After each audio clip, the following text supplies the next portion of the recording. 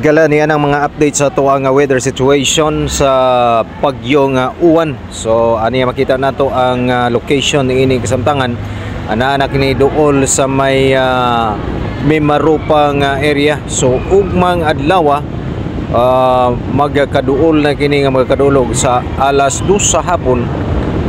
Masinatian mga higala ang mabaga nga pagbugso ni ini nga gitawag natong Bagyong Uwan dinhi sa dapit sa Luzon, labi na sa Northern Luzon mga kapaglaw mga higala nga maoy maigo direktamente sa maong bagyo.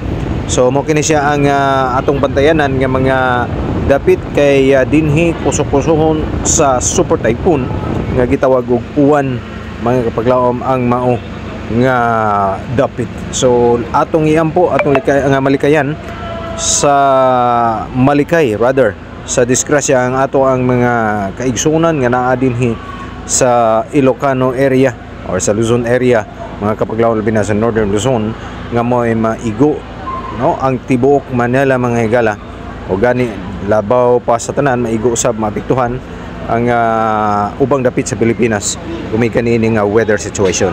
So stay tuned alang sa dugang update sa ato ang lakad sa panahon. Kapaglaw Marvin, nagpasalamat.